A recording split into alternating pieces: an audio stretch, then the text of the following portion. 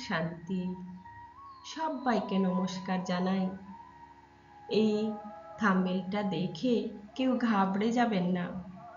অর্থনীতি বা আর্থিক অবস্থার সবাই আমরা উন্নতি চাই, কিন্তু অর্থের সঠিক ম্যানেজমেন্ট কি আমরা জানি?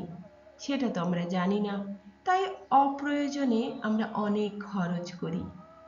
তাই আমরা আমাদের নিজেদের অর্থনীতিকে কিভাবে বাঁচাবো বা বাড়াবো, তার জন্য আমাদের সঠিক ম্যানেজমেন্ট জানা আবশ্যক। আর রাজযোগ অভ্যাসের দ্বারা অর্থনীতি বাড়ান, এর গভীর অর্থ কি সেটাই আজকে আমরা একটু আলোচনা করব। সঙ্গে থাকুন। অর্থনৈতিক উন্নতি ও মানসিক শান্তির জন্য রাজযোগ মেডিটেশন বা ধ্যান অত্যন্ত কার্যকরী,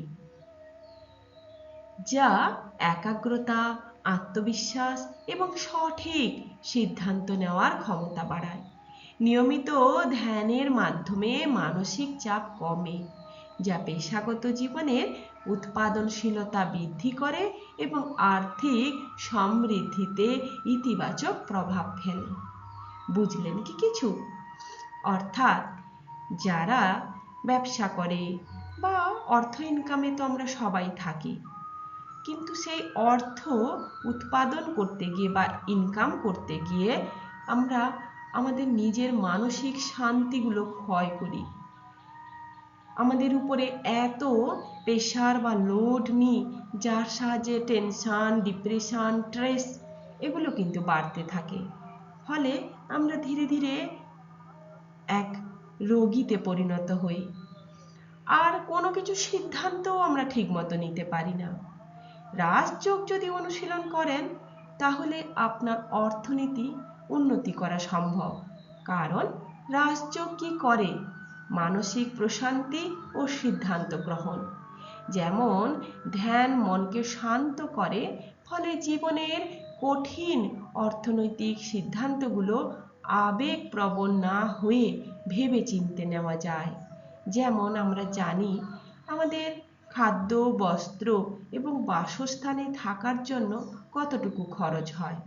খরচ কিন্তু আমরা অপ্রয়োজনে অনেক করি। তাই রাজযোগ অনুশীলন আপনাকে সহজ, সাধারণ এক লাইফস্টাইল শেখায়, দৃষ্টিভঙ্গি পরিবর্তন করে, অর্থের প্রতি ইতিবাচক ও গঠনমূলক দৃষ্টিভঙ্গি তৈরি করে, যা সঞ্চয়ের অভ্যাস গড়ে তুলতে সাহায্য করে।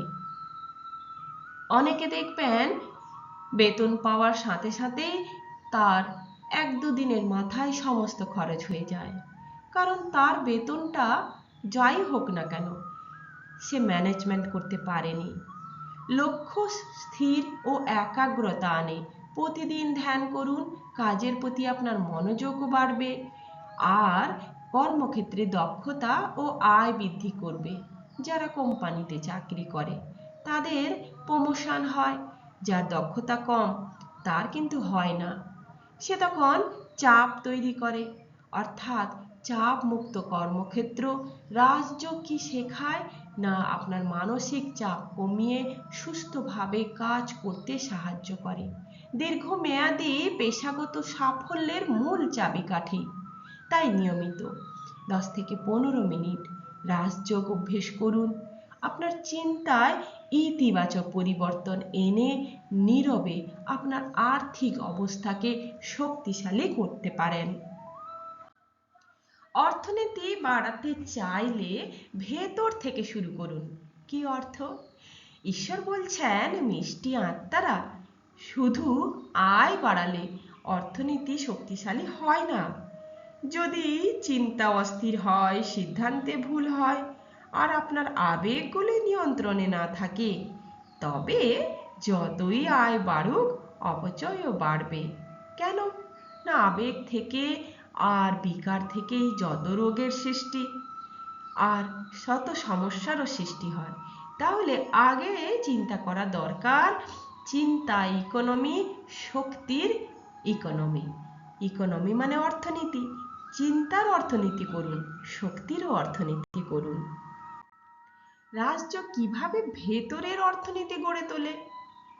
ব্রহ্মাকুমারী শিক্ষায় রাজযোগ মানে আত্মসচেতন অবস্থা। মনকে সে রাজা করে। যদি মন দাস হয়, আবেগে চলে, মন যদি অস্থির হয়, তাহলে ভাবুন তো ওই মন কত কি করে বেড়াবে। একটা উদাহরণ দিই, যারা গাড়ি চালায়, রাস্তায় যায়, তার মন যদি অস্থির হয়, মন যদি দুঃখে থাকে, তখন তার দ্বারা কিন্তু অ্যাক্সিডেন্ট হয়। আর সব অ্যাক্সিডেন্ট মৃত্যু নয়, অনেক ক্ষতিও হয়, তাতে আর্থিক ক্ষতি প্রচুর হয়। তাই মন যদি রাজা হয়, মূল্যবোধে চলে, তাহলে ভাবুন তার জীবনে এই সমস্ত কিছু আর্থিক ক্ষতিকে সে কিভাবে রোধ করতে পারে। বুদ্ধিকে স্থির করে। স্থির বুদ্ধি মানে স্পষ্ট সিদ্ধান্ত। স্পষ্ট সিদ্ধান্ত মানে কম ক্ষতি আর বেশি সাফল্য। বিচার করবেন আপনারা। জীবনকে সুশৃঙ্খল করে। আমাদের এখন বর্তমান লাইফস্টাইল এক অদ্ভুত। রাত্রে জাগো আর দিনে ঘুমাও। সেই ঘুমটা কিন্তু সঠিক ঘুম নয়। তাই শৃঙ্খলা মানেই সঠিক সময়ে সঠিক কাজ। এটাই বাস্তব। অর্থনীতির উন্নতি করতে গেলে আপনাকে জীবনকে সুশৃঙ্খলভাবে এক টাইম বাউন্ডিংয়ের মধ্যে নিয়ে আসতে হবে। রাজযোগের সূত্র কি জানেন? ব্রহ্মকুমারীরা রাজযোগের সূত্র বোঝান এইভাবে। রাজযোগ মানে চেতনার রাজত্ব, নিজের উপরে নিয়ন্ত্রণ। তাতে আপনার ধাপে ধাপে সমৃদ্ধি বাড়তে থাকে। যেমন সংযোগের দ্বারা আপনার শক্তি বাড়তে থাকে। যে কাজগুলো করতে আপনি অনীহা প্রকাশ করতেন, অনেক সময় লাগতো, ক্লান্তি লাগতো, সেই কাজ সব অটোমেটিক পদ্ধতিতে হয়। নিরাকার শিব বাবার স্মরণে আত্মার ভেতরে যে শক্তির সঞ্চয় হয়, সেই শক্তি এতই প্রবল, তার দ্বারা সব কাজ অটোমেটিক আপনার দ্বারাই হবে। শক্তি শৃঙ্খলা তৈরি করে। শক্তি থাকলে মন নিয়ন্ত্রিত হয়, অভ্যাস গড়ে ওঠে, অপচয় কমে, আর শৃঙ্খলাই সাফল্য এনে দেয়। নিয়মিত প্রচেষ্টার ফল দেয়। স্থির বুদ্ধি সঠিক সিদ্ধান্ত আনে, ফলে আপনার জীবন সফল হয়। আমরা অনেক সময় শুধু দ্বিধাদ্বন্দ্বেই ভুগতে ভুগতে সময় অপচয় করি এবং মনকে ভারাক্রান্ত করি। আর সাফল্য মানেই সমৃদ্ধি। সাফল্য কেবল অর্জনের বিষয় কি, একটি স্থায়ী প্রাচুর্যের দরজা খুলে দেয়। তাই রাজযোগ অভ্যেসের দ্বারা কত লোকের জীবন পরিবর্তন হয়ে যায় এবং আর্থিক উন্নতির পথও শুরু হয়। রাজযোগ কেন অর্থনীতি বাড়ায়? এবার বলুন তো।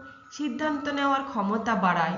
যে কাজ আপনি এতদিন ভাবছিলেন আমি করব, এই ব্যবসাটা করব, এই পরীক্ষাটা দেব, কি এখানে যাব, সব সিদ্ধান্ত নিতে পারছিলেন না। আর রাজযোগ আপনার মনকে স্থির করে, ভুল সিদ্ধান্ত কম করে, আর আপনার মনের ভেতরে সেই ক্ষমতাকেও বাড়িয়ে দেয়। চিন্তা অপচয় কমায়। অপ্রয়োজনীয় চিন্তা আমাদের শক্তিকে নাশ করে, আর আমাদের যত ভেতরে ইন্টারনাল ডিজিজ, ভেতরের রোগগুলোকে বাড়াতে থাকে। তাই অপ্রয়োজনীয় দুশ্চিন্তা আমাদের শক্তি নষ্ট করে। তাই এই শক্তি নষ্ট হওয়া মানে আমাদের আর্থিক অপচয় হওয়া, শক্তির অপচয় হওয়া, উৎপাদনশীলতা কমে যাওয়া। তাই শুদ্ধ কম চিন্তা মানে উচ্চ ফলন। সঠিক সময়ের ব্যবহার করতে শেখায়। অনেকে দেখবেন দেরি করে ঘুমায়, দেরি করে ওঠে, তার কাজ সব এদিক ওদিক হয়, তখন সে বলে দূর আমার দেরি হয়ে গেল। আর রাজযোগীরা ব্রহ্ম মুহূর্তে ওঠে, সমস্ত কাজের পরিকল্পনা করে, তখন তার দ্বারা সমস্ত কাজ সঠিকভাবে হতে থাকে, শক্তির সঠিক বিনিয়োগ হয়। তবে এটাই প্রকৃত ইকোনমি হয়, তাই না? আবেগ নিয়ন্ত্রণে থাকে, সেটাই হলো আর্থিক স্থিতি। রাগ, ভয়, লোভ, এগুলির দ্বারা কিন্তু আমরা অনেক সময় কি করি, ভুল সিদ্ধান্ত নিই। দেখবেন কত জ্ঞানী কত উঁচু পদে বসে আছে, তবুও করাপশানে সে লিপ্ত। কিসের জন্য? লোভের জন্য। আর সেই করাপশানের ফলে তাকে ইনকাম ট্যাক্স, ইডির আয়ত্তে আসতে হয়। এগুলো কি আমাদের আর্থিক স্থিতিকে বাড়াবে? বরং আমাদের মনকে অস্থির করবে, আমাদের চিন্তা বাড়াবে, আর আমাদের অপ্রয়োজনীয় খরচও অনেক করে বাড়িয়ে দেবে। তাই লোভ কমবে, সন্তুষ্টি বাড়বে, মন স্থির হবে, সবকিছু রাজযোগের মাধ্যমে। রাজযোগের বাস্তব প্রভাব হলো এটাই। বাবা বলছেন, মিষ্টি আত্মারা, রাজযোগ শুধু কি ধ্যান, এটি জীবনের ব্যবস্থাপনার পদ্ধতি, অর্থাৎ ম্যানেজমেন্ট সিস্টেম। যখন চেতনা সুশৃঙ্খল হয় তখন ফলাফলও সুশৃঙ্খল হয়। ব্রহ্মাকুমারীর শিক্ষায় রাজযোগ মানে আত্মসচেতন অবস্থায় স্থির থাকা এবং নিরাকার শিব স্মরণে শক্তি সঞ্চয় করা। এর বাস্তব প্রভাব আপনি দেখুন, মানসিক স্বচ্ছতা বাড়ে, দীর্ঘমেয়াদী দৃষ্টিভঙ্গি বাড়ে, কম স্ট্রেস হয় আর বেশি উৎপাদনশীলতা বাড়ে, সঠিক পরিকল্পনা করতে শেখায়। মানসিক স্বচ্ছতা হচ্ছে আমাদের ভুল ভ্রান্তি কম করার এক অস্ত্র। দীর্ঘমেয়াদী দৃষ্টিভঙ্গি মানে আমরা পরিকল্পনা করতে শিখে যাই আর আমাদের মন তখন আনন্দের সাথে সবকিছু কাজ করে। এগুলোই তো আমাদের বেশি করে দরকার, তাই না? রাজযোগ ভেতরের স্থিতি থেকে বাইরের সমৃদ্ধি আনে। দেখবেন যে আত্মারা রাজযোগ রোজ প্র্যাকটিস করে, তাদের ভেতরে কত পরিবর্তন, আর সেটা বাইরে প্রকাশিতও হয়। রাজযোগ চেতনা গড়ে তোলে, তাই সে কি হয়, শান্ত মন, পরিষ্কার বুদ্ধি, মূল্যবোধের জাগ্রত হয়। চেতনা বদলালে ভেতরের দিক বদলে যায়, আর চেতনা গড়ে ওঠে অভ্যাস বদলায়। তো তেমনি ভাবনা যেমন, আচরণও তেমন। যদি আপনি সারাদিন ভাবেন আমি এক আদর্শ মানুষ, তাহলে আপনার আচরণও তাই হবে। যেমন সচেতনতা তেমনি দৈনিক অভ্যাস। তাই আত্মার স্মৃতি থাকলে প্রতিক্রিয়া কমে, সংযম বাড়ে, সময়ের মূল্য বোঝা যায়, শৃঙ্খলার স্বাভাবিক হয়। এগুলো কি কম প্রাপ্তি? তার জন্য অভ্যাস বদলালে ফলও বদলায়। দৈনন্দিন ছোট ছোট করে আপনি অভ্যেস বদলান, আপনার ভেতরে দক্ষতা আসবে, সঞ্চয় আসবে এবং সঠিক সিদ্ধান্ত, সাফল্য আসবে। এগুলো কি হঠাৎ করে আসে? ধীরে ধীরে আসে। তার জন্য আপনাকে রোজ নিয়মিত অভ্যেস করতে হবে। এভাবে সমৃদ্ধি ভিত্তি গড়ে ওঠে। চেতনা শক্তিশালী হয়, অভ্যাস যখন শুদ্ধ হয়, কর্মের উন্নতি হয়, ফলও সমৃদ্ধি হয়। আর সমৃদ্ধি বাইরে তৈরি হয় না, এটা ভেতরেই একটি স্বাভাবিক প্রকাশ। কেন এগুলোই অর্থনীতির ভিত্তি বলুন তো? দেখবেন যে বাড়িতে কেস আছে, তাকে নিয়মিত কোর্টে যেতে হয়, সেখানে কত খরচ হয় একবার হিসেব করেছেন? কোনো একটা ভুল বোঝাপড়ি, কোনো একটা ভুল সিদ্ধান্তের জন্য তার কত ক্ষতি হয়। তাই বলা হচ্ছে অর্থনীতি কেবল হিসেবের খাতা নয়, এটি সিদ্ধান্তের গুণমান, শক্তির ব্যবস্থাপনা এবং দৃষ্টিভঙ্গির ফল। স্বচ্ছতা সঠিক সিদ্ধান্ত নিতে কিন্তু শেখায়। তাহলে আমাদের জীবনে আমাদের অর্থনীতিকে বাড়াতে চাইলে আমাদেরকে সঠিক সিদ্ধান্ত নিতে হবে। তার জন্য পরিষ্কার মন থাকা চাই। যেমন পরিষ্কার জলে নিজের প্রতিবিম্ব দেখা যায়, তেমনি পরিষ্কার মনে সঠিক সিদ্ধান্তই গড়ে ওঠে। বিভ্রান্তি সেখানে কম হয়। বিভ্রান্তি কম মানে ভুল কম আর ক্ষতি কম, তাই না? দীর্ঘমেয়াদী দৃষ্টিভঙ্গি লাভ করা যায়, স্থায়ী বুদ্ধি এখানে বাড়ে। দেখবেন বুদ্ধি তো এদিক ওদিক হয়, যে কেমন কেউ আমাকে একটা কোনো সমস্যার, যত লোকের কাছে যাবেন ততগুলো বুদ্ধি পাবেন, তাতে কি আপনার মন ডিসব্যালেন্স হবে। তাই আপনি নিজের উপরে কিন্তু বুদ্ধিটাকে স্থির করুন, অর্থাৎ ধৈর্য, পরিকল্পনা, ধারাবাহিকতা বজায় রাখুন। তাতে আপনার শক্তিও সঞ্চয় হবে, অর্থনীতিও বাড়তে থাকবে, সৃজনশীলতা আসবে আপনার ব্যবসাতে, আপনার কর্মজীবনে অনেক বেশি সৃজনশীলতা আসবে। এগুলোই তো মূলধন বাড়ানোর উপাদান, তাই না? উৎপাদনশীলতা আয় বৃদ্ধি করে। কম সময়ে আমরা যদি অনেক কাজ করতে পারি, অনেক দক্ষতার সাথে করতে পারি, তাহলে দক্ষতা বাড়ে মানে কি, মূল্য বাড়ে, আর মূল্য বাড়লে আয় বাড়ে, তাই না? সঠিক পরিকল্পনা আর স্থিতিশীলতা, পরিকল্পনা ছাড়া বৃদ্ধি অস্থায়ী হয়। পরিকল্পনা ছাড়া কোনো কাজ সম্পূর্ণ হয় না, আর পরিকল্পনা থাকলে ঝুঁকি নিয়ন্ত্রিত হয় আর স্থিতিশীলতা বাড়তে থাকে। এটাই গভীর সত্য যে আগে নিজেকে সম্পদশালী অর্থনীতিতে মূল্যবান বানাতে চাইলে আপনাকে কি করতে হবে? আপনার চিন্তা হবে সিদ্ধান্ত, সিদ্ধান্ত হবে আপনার কর্ম, আর কর্ম হবে আপনার ফল, ফল হবে আপনার সমৃদ্ধি। এভাবেই মুরলির এক স্লোগান একনামি এবং ইকোনমির দ্বারা চলা ব্রাহ্মণ জীবনে সফলতার আধার। যে ব্রাহ্মণ জীবন মানে কারা? ব্রহ্মাকুমারীর রাজযোগ অভ্যেসকারী আত্মারাই হলো ব্রাহ্মণ। অর্থাৎ ব্রাহ্মণ জীবনের মূল আধার কি? একনামি ও ইকোনমি। একনামি মানে এক পরমাত্মার সঙ্গে অটুট সংযোগ। এতে তার ইকোনমি কি? না শক্তি, সময়, বাক্য, চিন্তার সাশ্রয় তার কাছে বৃদ্ধি পায়, সেগুলো সে ব্যবহার করতে শিখে যায়। যেখানে স্মরণ এক, সেখানে মন স্থির, সেখানে অপচয় কম, সেখানে শক্তি জমা হয়। একনামি দেয় শক্তি, ইকোনমি দেয় স্থায়িত্ব। তাই এই দুইয়ের সমন্বয়ে ব্রাহ্মণ জীবন হয় সফল, প্রভাবশালী এবং কল্যাণময়। একনামি উৎসের সাথে সংযোগ, ইকোনমি সেই শক্তির সঠিক ব্যবহার। বাবা বলছেন তোমরা তো ব্রাহ্মণ, তাই তোমাদের ব্রাহ্মণ জীবনের যে আচার নিয়ম যেগুলো রয়েছে সেগুলো তো তোমরা জানো। একনামি হচ্ছে তোমাদের উৎসের সাথে সংযোগ।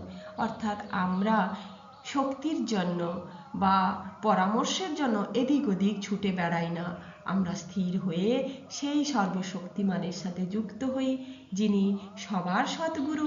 তার কাছ থেকেই আমরা বুদ্ধি নিই, পরামর্শ নিই, তাতে আমাদের মন স্থির হয় এবং আমাদের নির্ণয় ক্ষমতাও বাড়তে থাকে এবং আমাদের ভেতরে শক্তি বাড়তে থাকে, আমাদের আত্মার চার্জ হয়ে যায়। ফলে এটাই হলো আমাদের একনামের উৎস। আর ইকোনমি তাতে কি হয়? না শক্তির সঠিক ব্যবহার করতে আমরা শিখে যাই। অর্থাৎ যার কাছ থেকে আমরা শক্তি নিচ্ছি তিনি বলে দিচ্ছেন আমাদেরকে কিভাবে তুমি তোমার সম্পদ, তোমার শক্তি, তোমার অর্থ সব কিছুকে তুমি ইউজ করবে। সহজ সরল জীবনযাপনের মধ্য দিয়ে তোমার জীবনে সমস্ত চিন্তা, তোমার রোগ, তোমার ব্যাধি, তোমার ভেতরে সমস্ত অসন্তুষ্টতা কাটিয়ে ফেলো। তাই অতিরিক্ত কথা মানে শক্তির ক্ষয়, অপ্রয়োজনীয় চিন্তা মানে মনের দুর্বলতা, অতীত নিয়ে ভাবা মানে খুব খারাপ, অর্থাৎ বর্তমানকে নষ্ট করা। তাই ইকোনমি মানে সচেতন সংযম। এই দুইয়ের ভিত্তির ফল হলো একনামী আত্মা শক্তির সঞ্চয়, আর্থিক সঞ্চয়। ইকোনমি আত্মা শক্তির রক্ষা করা, সম্পদকে বাড়ানো। আর কারা এই দুটোর অধিকারী হয়? শুধুমাত্র ব্রাহ্মণরা, অর্থাৎ ব্রহ্মা কুমার কুমারীরা। তাই ব্রাহ্মণ জীবন মানে সফল, পরিষ্কার জীবন আর স্থির স্মরণের দ্বারা প্রভাবশালী শক্তির সঞ্চয় করা। আজকে তাহলে বুঝলেন কিভাবে আপনি আপনার অর্থনীতিকে বাড়াবেন। ওম শান্তি।